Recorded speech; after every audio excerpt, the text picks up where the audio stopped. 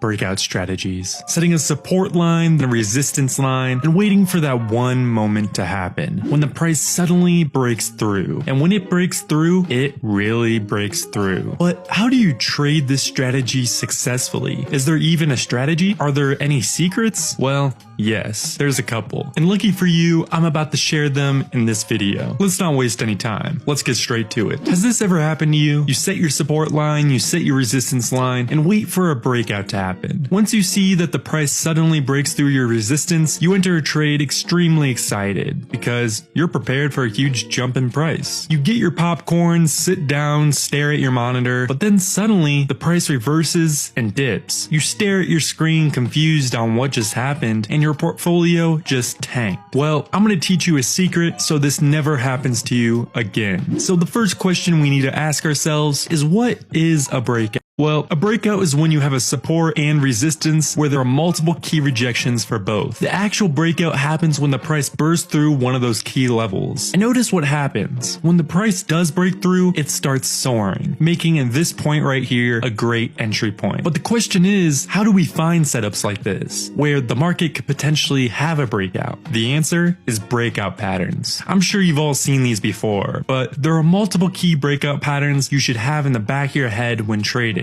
There's the flag, wedge, pennant, triangle, and rectangle. Now, the problem I see a lot of people doing is they are looking for the exact price action that is in the pattern image. The price will rarely mimic the exact pattern, if ever. So you're not exactly looking for the exact price action that happens in the image, you're looking for the key support and resistance levels that make that pattern. Now, to be honest, it doesn't matter which pattern you get. Hell, you don't even have to memorize the names of the patterns. The key thing you have to take away from this is that all these patterns have something in common. The price consolidates, making two key levels, then eventually breaks out. So here we have our support and resistance levels set up. The price moves and a decent sized candle breaks through our resistance. It's not a momentum candle because it does not have a big body, so we wait for further confirmation. A second candle appears, but it's still a pretty small candle. And as we said before, we will only count it as a momentum candle if it has a huge body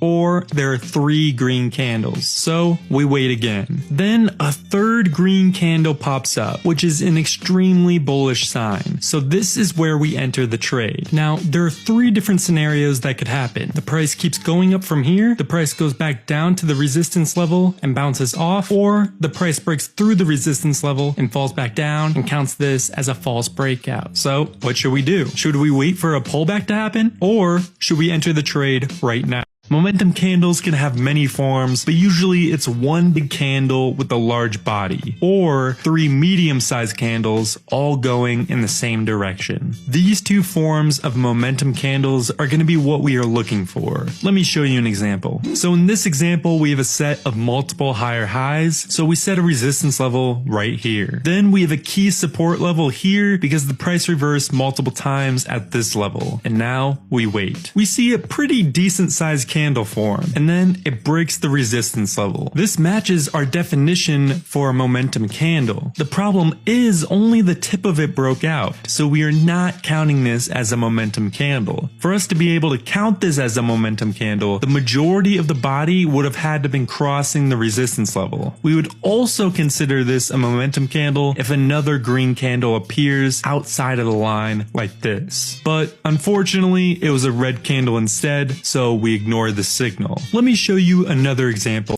So here we found price movement that looks as if it has multiple key points of support and resistance. The more key points, the better. We acknowledge this is happening, so we put a support and resistance line, making a flag pattern. So far so good. But this is the point where people usually make the mistake. So what happens is people usually wait for a breakout in either direction. So once someone sees the price break through their resistance line, they immediately enter the trade right here. But it turns out it was a false breakout and the price reverses in the opposite direction. This specific trader would have lost a pretty decent amount of money. I'm going to show you how to prevent this from happening so we go in with a greater chance of the price going the direction we want it to. The first thing we need to understand is what's called momentum candles.